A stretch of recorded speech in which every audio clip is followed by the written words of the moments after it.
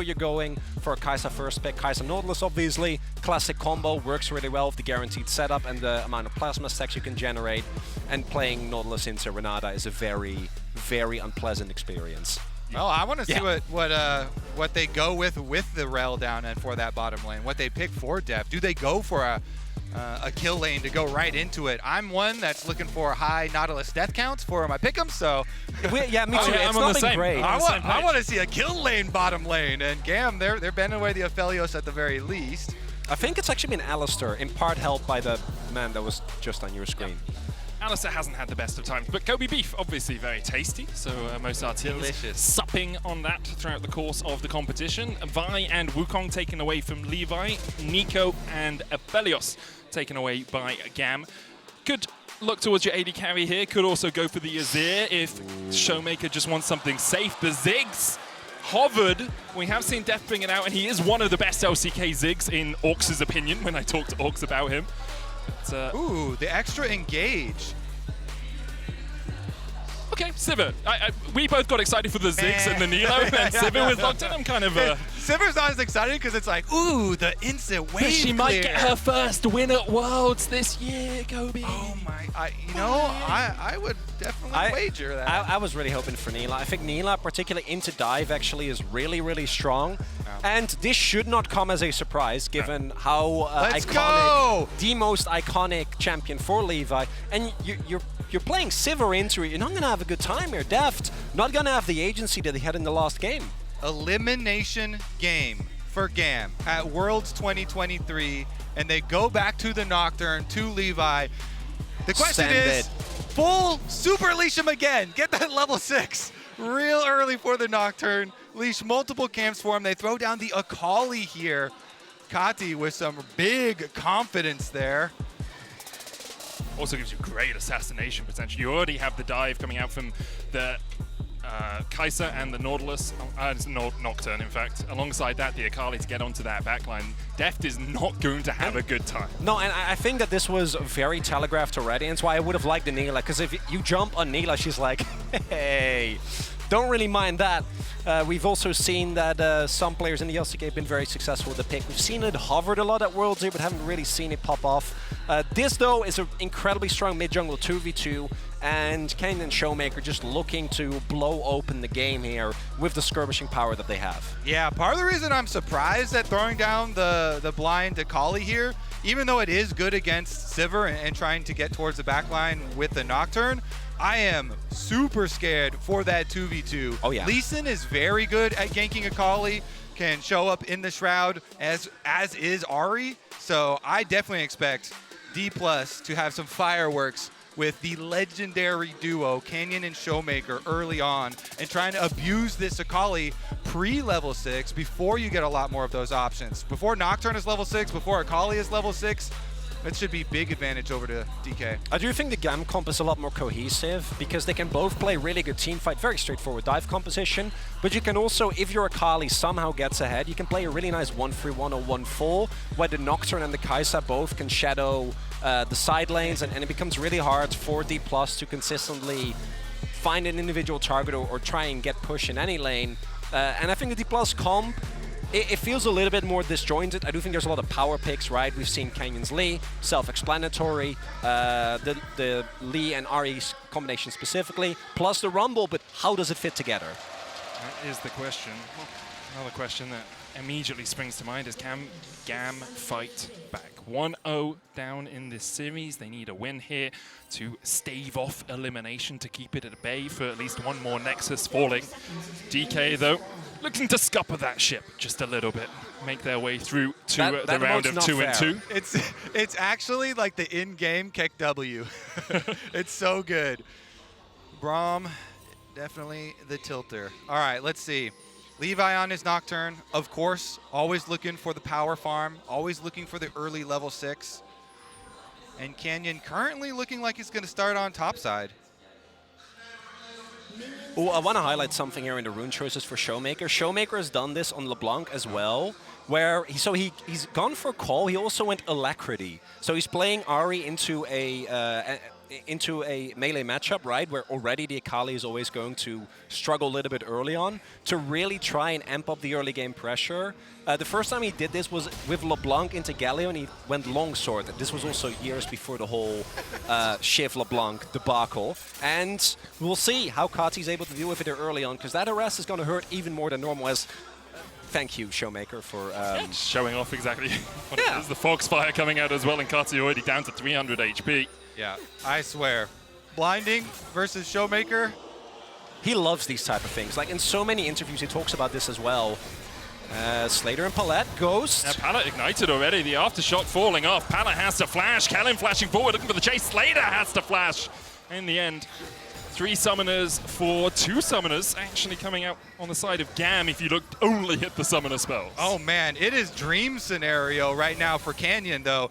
That is going to be multiple pushing lanes for him to work with. Burned flashes on bottom side as well.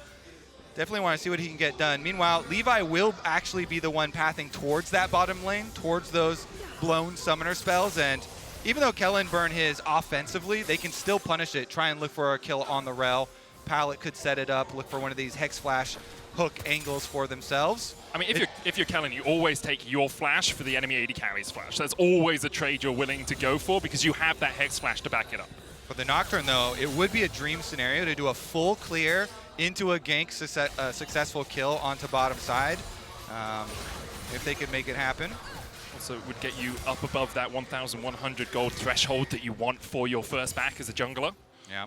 And also, it would take some errors from Kellin, from DK, because they did have the Raptor ward. So let me really quickly check for you. Does Kellin make any errors, Chronicler?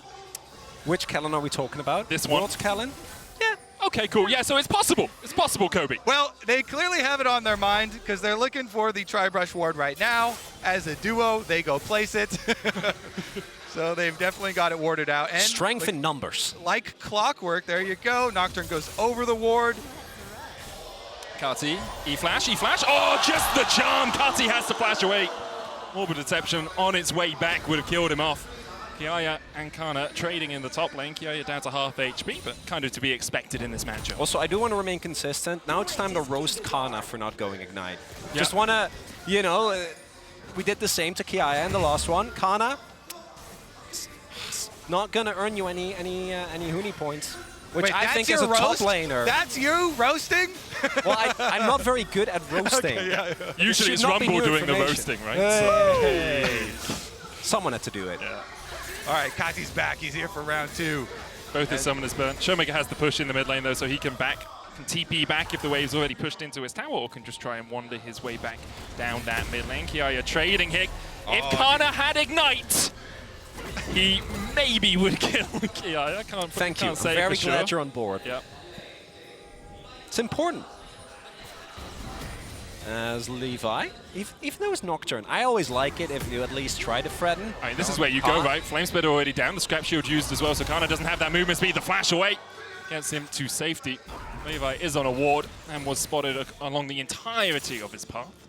And I like this gank here because Canna, one of his biggest pieces of criticism is that he has been very susceptible to exactly these type of ganks. At least for Canna, though, he gets his wave in and doesn't get stuck there. That would have been really, really painful if Kiaya was able to hold that wave. And then they had the traded flashes, and his jungle was topside because Canyon right now is towards bottom side of the map. And he is going to sneak away the dragon. You can just Lee Sin Q onto the dragon, avoid the Scuttle Crab, as can Hex Flash avoid that Scuttle Crab vision. So Dplus, in payment for a Nocturne gank on top side that only resulted in both top laners blowing their flashes, they will get objective #1 for the game. I think that is a pretty good You take that trade all days of the week if you're Dplus Kia. All the summoners burnt in the top lane, but Canna able to survive. Levi having to show his face means that that first objective once again goes over to DK. In game #1, it was a 17-minute soul pointer, 24-minute soul, if I recall correctly. 23:17, in fact, is what I've scribbled down. Can't quite read my handwriting most of the time. That's very in character. Mm-hmm. Also, we're setting up for another Cloud Soul, which I think is really cool. I predicted Hexol, and it is actually quite high, like more Hex Drakes taken than anything else. So I'm hoping we get a Hexol this game. Cloud Soul would be in keeping. Maybe that's what it is. Maybe it's the comfort not only of being in your home stadium, but also being on your home map a lot of the time for DK. Soul Shroud coming out from Levi as he manages to escape the gank. Does have to burn his flash. Was looking for this Scuttle Crab, but DK the first to react. Kellin specifically means that Dplus Kia will be able to take that Scuttle Crab. And flash is a huge summer spell for Nocturne because you can early flash to keep people in your fear tether range. So no flash available for Levi's first Nocturne ultimate once he does get to level 6. We'll see if GAM can still pull off that first kill on that big power spike of the Nocturne hitting level 6 even without the flash, but certainly will make it more difficult. And we're also seeing here in this mid lane the benefit of ShowMaker's early itemization and rune choice, that you're always expected to fall behind here.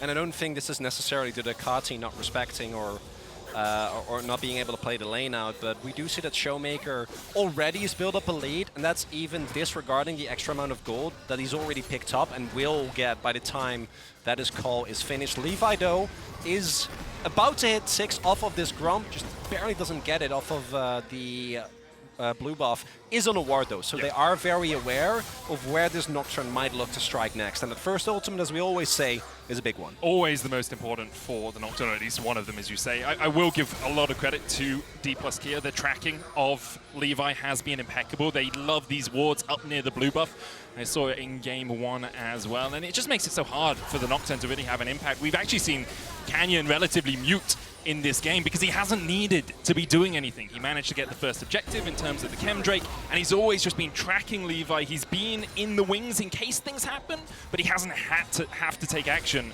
And by not showing, it makes it a lot harder for GAM to play around it. You can see DK's bot lane already moving up. Slayder still down in that bottom lane as well. No flash on Canna as Kati finds the flank, the equalizer down. But already it looks like Canna will be the first to fall. First blood over to GAM as now Pallet continues to trade. ShowMaker dashing in with the Spirit Rush. Kati dashing out towards the top side, but Kiaya is now caught in the midst of 3 members of Dplus Kia, and he'll fall. 1-1 so far in the trade. Will Kati get out, or will ShowMaker find him? Oh. Kobe crying next to me for some reason, QQing. ShowMaker doesn't follow suit. And even though the initial setup of that play is great from GAM, they seem to be caught off guard by the fact that Dplus is rotating both bot laners up. So even though they are able to get Canna, and if he had Ignite, you know, he would have gotten that kill, just putting it out there, he still does so much damage with the equalizer that by the time that Deft and Kellin show up, DK have an easy fight ahead of them. Yeah, Dplus pretty happy because even with First Blood bonus, I mean, Rift Herald is 300 gold plus the probable 2 turret plates you're going to get for it. Here's another look at it. They do focus on Canna. He does a lot of damage to Kati, but as you know, Kati's going to escape anyways, and here's the collapse. Yeah, I wanted the Ignite on Kati there, but I don't find it. But then, as mentioned, with so many people going deep on Canna, which I do think is a great way to start up the skirmish, they don't have Kaisa there. And level 1 Killer Instinct really isn't that far. You need to be quite close. So as a result, Dplus are early on the rotation, pick up a counter kill as well as the Herald. And Slayder wasn't like able to push in and get a turret plate or anything on bottom side either. So just a couple of minions there. Meanwhile, Sivir in her home, the happy place, mid lane. Easy perma farm for Deft. Well, he has Kellin setting up vision towards the dragon, towards the bottom half. You can see Kati just answering the wave here, but has nowhere near the shove of Sivir, ricocheting her way through those minions. A 700 gold lead for Dplus Kia early on here. 10 minutes in, they have that Rift Herald as well. As you so rightly mentioned, Kobe, sitting on Canyon. Where will he try and invest that gold? Can try and put it into Canna just to make sure he gets towards that first item spike a little bit quicker. Could also use it with Deft because you know you're always going to have the push in the mid lane. Makes it relatively easy to confirm the fact that Rift Herald will get the charge through. Yeah, I always love using on mid lane, regardless if even Deft is there. Sure. Try and get that one down, but Dragon is up right now. Kati's going to E backwards, and they're going to continue burning this one down. Canna looking for a Rumble ult. The toad used in the mid lane. Pallet looks for the Hex Flash hook, can't quite land it. Equalizer down on Pallet, and he is sitting, and his world is on fire as the ground burns beneath his feet. An immediate engage by Kellin as well as Kati tries to dodge away. Kiaya trading in, but there's no one to follow up with any damage of any sort for GAM. Canna chased off towards the bottom side, but it's GAM who are doing the retreating, and it's ShowMaker who will not stop chasing forward. Slayder forced away under the tower, and Dplus Kia just wipe away the fight. That is exceptional coordination from DK. You wouldn't know that they're the ones that got Nocturne ultimate. They're the ones with the better coordination, even with the lights turned out. They immediately collapse onto Pallet. Rumble ultimate goes down from Canna really early, and the follow-up is instant. Everybody groups up there, they jump on him, they get their kill. Kellin with the two-tiered engage. Massive stuff here. He's able to get 2 more with his Rell ultimate. Yeah, that Canna equalizer was blind and still better than a lot of the mid-lane He's a top laner, man. equalizers that we've seen. Obviously, this is always high value because also it locks Slayder in, right? So some credit there, but beautiful. Then this engage and the coordination of Dplus is really hard to match. And I think that for GAM, with a composition like this, your coordination is so incredibly important because you need to make sure that whoever Nocturne jumps on, the rest of the team is following. Because if you end up playing front to back like we see there, where like Kellin's engaging, Deft standing behind like 2 to 3 people, you're just never going to be able to win. And now it feels like, particularly with a composition like the one the GAM have, they have no range. They have really good single target damage, but that's about it. And if you start falling behind, with a composition like this, finding your way back into the game is incredibly hard. I love it. I mean, we always, get listened in on comms where teams are playing against a Nocturne, and usually the comms are like, I can't see, I can't see. Everyone just shouting that. But DK, they stick to the plan, immediately take down 1, and then followed up for 2 more for another game where, honestly, this is looking like steamroll towards the next stage for DK here. Yeah, because we're in exactly the same position as we were in Game 1, where DK have control of the game, they have control of all the lanes, they have control of the objectives, and they haven't taken a tower yet. There is so much gold on the map for them as Canyon looks for the kickback. Levi, Sonic Wave still hits. Levi will escape underneath his turret, but has to burn the flash. Oh! He's dead! ShowMaker takes him with the Leandri's burn, I must assume? Let's get another look at that one as he ticks on down. Canyon's still fishing around too. They're definitely having fun right now. Yeah, that's where you don't want ShowMaker and Canyon to have fun. Yeah. That's generally, for any opponent of Dplus, has been for the last couple of years, a really bad place to be. And that's what GAM, unfortunately, is on the receiving end of. And I feel like the previous game, they were able to hold on a little bit more as Deft. Flash knocker from Pallet, but I don't think you win these. Kellin was waiting in the wings, the double stun with the shadowing strike, and Slayder trying to get away will burn his flash. Pallet engaged, but he runs the wrong way around the rift to get taken out by Deft. Oh, And now, Canyon. yeah, from this point on, like, what do you do as GAM? You're getting perma invaded, right? This mid jungle 2v2 completely out of control, but in these fights, at the same time, Deft has been able, and lane economy snapshot from Muscat coming in hot, like that lead in mid lane. That's what you want with a Lee and Ahri setup. And it's so hard to play into once you reach this state as the opponent. Like, what do you do? Because you're constantly going to get pushed in. The amount of mobility and playmaking that these champions have is so high that, particularly if you have no range on your team, like, how are you going to ever walk up to a wave? Yeah, and I actually love ShowMaker's build for Ahri, going with the cooldown reduction into that Leandri's, because there are 3 health stackers on the opponent team. Really going to get some decent value out of it, and we saw it there with the tick for the kill. Now, objective bounties are up. By the way, the earliest objective bounties will show up is the 14-minute mark, and we're only 15 minutes now, so Dplus pushing up that schedule here. Yeah, with a 5,000 gold lead at 15 minutes, you're in a pretty prime position to start closing out the game, especially since they've only taken 1 tower as of yet. Lots more gold still standing on the map for Dplus Kia as they start up this Rift Herald. A reaction possibly from GAM, but every time they've tried to react in the past, Dplus Kia have been able to we're going for fight back, and there's the TP. I like the gusto from GAM. Can they die as warriors. Will they fight it to the last? The hook comes in onto Kellin. The knockback as well, the equalizer already used, and the paranoia comes out. The dive onto the back line. Shut down on Deft. And now GAM start to open up. Kellin trying to walk into the pit, maybe just escaping on a fraction of his HP, but ShowMaker has had enough. He will smash the smiles off their faces as he cleans up the fight. And he saves Kellin by killing off the Nautilus. Huge ShowMaker with the quadra kill. And then to top it off, he flexes the Deft emote, the alpaca with the thumbs up, and credit to GAM. Right there, you see the power of a dive composition. You see the struggles that Sivir is going to face when playing into a comp like this, but the wallets for that Ahri just too heavy. Oh man, here's another look at it. Kiaya, man. It started out pretty big. You're right, Kiaya got the big grouping there, but it wasn't enough. Look at ShowMaker with the extra charges off his Ahri ultimate. Oh. Finishing off both. Then he comes over, finishes it up here with the Q pullback onto Nautilus.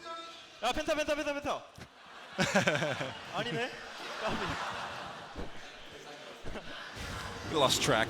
Yeah. Thought that there were enough people for him to get a Canna. Just add one more extra champion onto the Rift. As we saw what GAM can do in this sort of match, but just too far behind right now. Look at the damage from Kiaya as well. ShowMaker's experienced the Ksante a few times in the past. I'm sure he was already having flashbacks. It's also been a really good tournament for Kiaya, right? And even with that play, with the lead that Dplus have, for GAM, it's not looking good, but it's also an opportunity. I think that their run still has been incredible this Worlds, and Kiaya, to me, even more so than when we saw him for the first time, I think, or at least as far as I remember at MSI. Just so impressive with how he's been able to consistently find these really big moments in GAM's matches. Yeah, their owner was talking about it, the 21 days here so far. They've been through such a journey, getting a lot of experience, as well as taking down Team Liquid and getting that victory over North America. I will say we have seen Kiaya a couple of times before, just to make sure we are technically correct. Worlds 2019. Thank you played very in much. the group stage, and Worlds 2022. But I wasn't there yet, so that doesn't. Exactly. That's first time real. you've seen him was entirely so that's correct. on me. Yeah. Kiaya definitely deserves the credit, but yeah, that's a normal Kenyan experience. He doesn't really talk. I will say, I think GAM just generally deserve the credit. Last remaining team from the Plains team, last remaining team from an emerging region as well, with the VCS, who continue to shine. It took a lot of work for them to get this far, and a lot of people, I think, looked at perhaps whether PSG should have been the team coming out from Plains. I think with GAM's performance against TL, and even here against DK, they've proven that they have deserved their spot in the world's main stage. Meanwhile, the legend of DK. I'm telling you, people aren't really focused on it right now because they're like, maybe the strength of opponents not so strong right now, but they're building their momentum in the lower brackets. And we've seen many a lower bracket run. Deft last year made the full run, so we'll see. Keep an eye out. I'm not going to stop down them. I did do that last year, and that worked out great for DRX. So I mean, the question, does Deft need to wait 7 more years to make a world semi-final? You know, that's kind of the increment at which he's allowed to make it all the way there. he even with Hanwha Live Esports 2021, which was a cursed roster for many reasons, did make quarters. Yeah. Did involve some shenanigans in that group, as see if Kati is able to get out here. Yeah, dashes It's away. fine. It's Akali. Easy enough. For DK, they're probably just waiting on the next dragon. You can control all the lanes, you can push them in, but if you get the Infernal, so the Baron obviously up in 20 seconds as well, if they do want to fight around that, denying vision of this top side. Makes a bit more sense to fight for the thing that's 20 seconds away than the thing that's 2 minutes away. I'll blame that little mind lapse on jet lag. Because for me, actually, that Infernal was 8 hours away from spawning. So it's True. That checks out. Yeah. We can account for the time difference. Honestly, though, all right, let's see. Kiaya and GAM still looking for something at this tower. Is DK will be able to rotate over. They've got plenty of vision. Look at that jungle lit up leading towards Baron. So I think they're going to go pretty quickly right on over to it as it spawns. Get in there and get out of the series, honestly. GAM, let's see what they can do. This is going to be it. Can they throw everything at it? I mean, we've already seen how good their dive comp can be, and they do have a 6th man here in the form of that Baron. Takes Canyon down a little bit. Kellin looking for the engage on Pallet, who immediately flashes away, and now Kellin's in the midst of the team as the paranoia is being popped by GAM, but they can't find anyone to dive in on. Vision not really there for them in DK's jungle. And don't want Dplus Kia, a great job of grouping up. So if the Nocturne had dived in, it would have been very much a one-way trip. Does mean that Kellin will not have his ultimate available there. Same for the Paranoia. We'll see if Dplus just started up again. Wouldn't be surprised. I do think that Paranoia specifically is like one of the main ways that GAM can kind of counteract the immense goal deficit that they're in because of the chaos it creates. But Dplus looks like they don't want to take the risk. You can also do the same thing, but just play for Soul, as you mentioned, which is a lot lower risk. Yeah, I mean, Canna's got teleport, and bottom side turret is really low. I was thinking maybe they would do some sort of trailing play to bottom side to get that turret before the Dragon Soul comes up, but they can easily wait for a super high value objective, a low risk objective to arrive onto the Rift 40 seconds from now. Dragon Soul to arrive, and Dplus make a beeline straight for it. You get your early recalls, checklists for wards. Everybody's got control wards here except for Kellin, and that should be plenty of them. Get that mid-wave push and then rotate on over to it. That's exactly what they'll do. 7,000 gold in arrears. GAM now looking at what might be the final fight of their Worlds run here in 2023. The VCS had a little bit of an international break over 2020, 2021, came back for Worlds 2022, and I think some people wondered whether or not that time away from international competition would cost them. I think we see here from GAM that maybe it cost them a little bit, but they continue to impress when it comes to the international stage. Ooh. The poke actually being relevant here because of the build that was mentioned earlier with that Leandries. And we'll see. This is kind of all or nothing. You can't give over that soul. Deft's on the hunt. Kellin going in. Kiaya trying to dive onto Kellin. Pulls him back with the all-out, and Pala's there as well. Kellin will fall, but already we see Pala going down as well as Kati has to jump away. Kiaya flashing out of here as well. Levi already dead. Kiaya on his last legs, and those legs might be ripped from under him as the charm misses, the orbit deception misses, but the boomerang blade enough to find the kill. Sivir chased down means they find the extra kill, and they're going to rotate right to that Baron. Could be an objective bounty shutdown if Slayder and Kati were able to sneak this dragon. I think with the vision and double teleport available, there's no way that they should actually be able to get it. We'll see if ShowMaker and Canna are willing to teleport over, but it looks like, yeah, GAM also don't want to take the risk. Because if they go down there, then that's the end of the game, and they have to walk up here to contest the wave because you cannot give up this objective, but it isn't enough. Kellin ends up going down, but like it's 3 people investing all their resources. Again, the equalizer splits the fight, and DK, their backline completely safe, so Deft and ShowMaker just unthreatened, unbothered, able to dictate the pace of the fight. Yeah, ShowMaker had another really good charm there, grabbing an extra one up, and deathless Ahri performance from him. Don't think he's going to die either, as he's got the stopwatch plus the ability. Oh, well, now you've done it. As soon as yeah, that was the tipping point. Let's see about the Dragon Soul though. GAM, honestly, I mean, how do you fight it? You don't have vision control. You don't. Your own jungle is littered with wards. Kiaya over here to clear it out, but the Infernal Soul over to Dplus Kia. You see GAM trying to find something in the mid lane. Maybe ShowMaker oversteps, but he's got Flash, he's got Spirit Rush, and has all the tools he needs alongside that stopwatch, as you said, Kobe, to escape any possible shenanigans. And now this bot lane turret getting sieged up. There's full vision around the bottom half of the map, so DK feel very safe here. Is a TP ward available here? We'll see if Kiaya wants to go for it. There we go. Kellin going in with the Magnet Storm. Kiaya already down to half HP. Can't even go all out. Not even just this once, as a double kill already happens. Kati trying to cut the wave, but the TP comes out as well, as DK will stop him from doing so. Canna going to chase him away, and Kati will be able to escape, but for how much longer can he escape the clutches of DK? The Nexus awaits for them if they so desire. The Red Bull Baron power play might be adding an extra plus 50 at the end of it. Still a minute left before that Baron expires. All right, Canna's coming down too to finish the job. Everybody wants in on the picture. 10 seconds left on Kiaya. The Baron buff over 50 seconds here, and When you have double cannons, you have the range, but those cannons actually don't let you walk up close enough to the tower to auto it yourself. DK. Here come the Bronx! As Canyon dives in. Kati kick back and shuts out of the fight. DK already found 2. They're looking for more. They're looking for 3, they're looking for 4, as Kiaya falls for the double for Deft. The Fountain, the only hope that Slayder has, but that hope is shut out by a boomerang blade from Deft. The Infernal Soul doing its work as DK secure their spots in the next round. And Dplus continue their insane level of dominance against teams that they are, on paper, ranked higher than.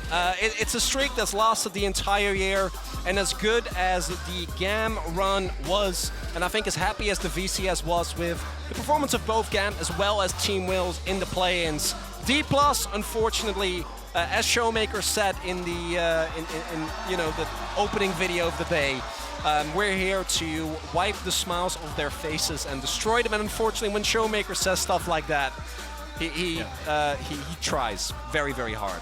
It was a 5-man log day today for Dplus Kia. Everyone did their part. For GAM, obviously, commiserations always feels crushing to fall out of Worlds, but I think on reflection, their performance through the play-ins into this round has been exceptional. Yeah, take a bow. Well-deserved, good representation.